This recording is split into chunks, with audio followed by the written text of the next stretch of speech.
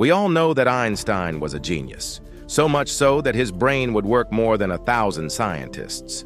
Things which we never thought of, let alone understand. Einstein worked on those things and made it easy for the whole world.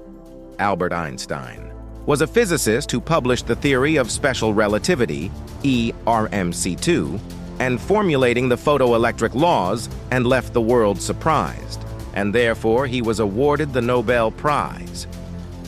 Seeing his extraordinary thinking and understanding power, people believe that Einstein had an extraordinary brain which was quite different from ordinary human. Einstein too knew this, and therefore he didn't want his body to be researched upon after his demise. Rather, he had instructed his body to be cremated. But the same happened what Einstein was afraid of. On 13th of April 1955, when Einstein died in Princeton Hospital, the doctor came to perform the autopsy, stole Einstein's brain secretly because he was curious to know what's there inside the brain of this genius. The doctor who stole Einstein's brain was Dr. Thomas Harvey, who was more interested in studying this brain than facing the consequences. When the Princeton Hospital came to know about this incident, they fired him. But Dr. Harvey was successful in pursuing Hans, Albert, to give him permission to research upon his father's brain and let the world know about it. From that day, a long journey started for that brain. Dr. Harvey was a pathologist who knew only about post-mortem, and that's why he believed that he would be able to research this genius's brain. But the situation was that Dr. Harvey lost his job in Princeton Hospital and also the designation of a pathologist.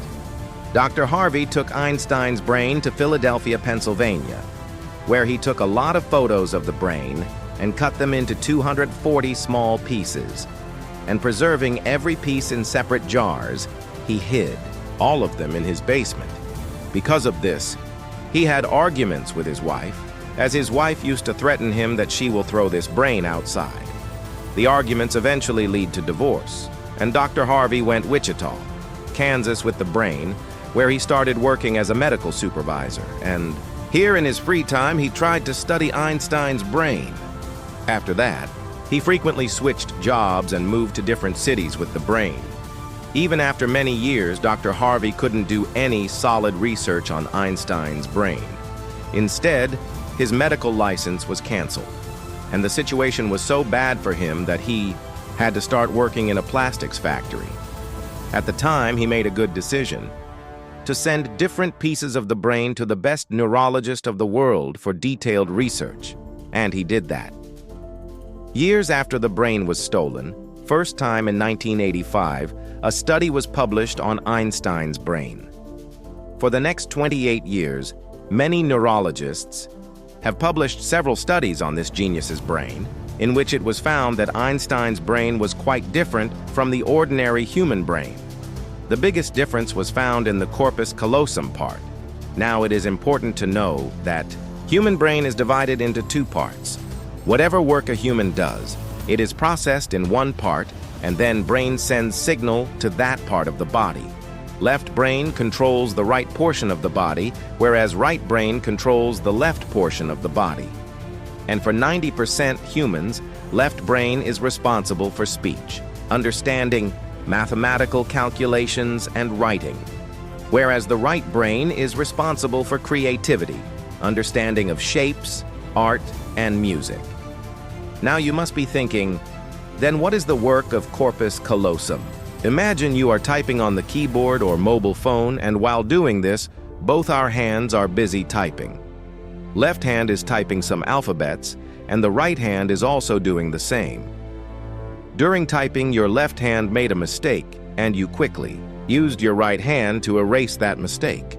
That means that when your right brain committed a mistake, it rectified the mistake by signaling the left brain. The link through which both halves of the brain are connected is called corpus callosum, and Einstein's corpus callosum was larger than ordinary humans.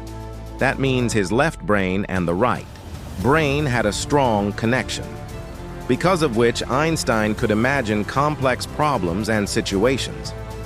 Apart from the difference in corpus callosum, Einstein's brain's pattern was also quite different from others, and researchers believe that it was the reason for good neuron flow. Good flow of neurons means that he had great power for mathematical calculations. Albert Einstein had the power of solving complex mathematical problems in his head without using pen and paper.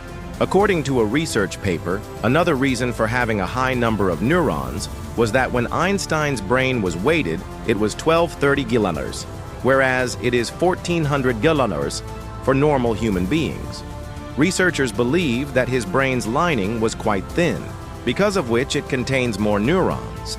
But the biggest question was if Einstein was born with such a special brain, or there were changes afterwards. After researching, it was found that when Einstein was born, he started speaking after the age of 5, whereas other children start speaking at the age of 2 or 3.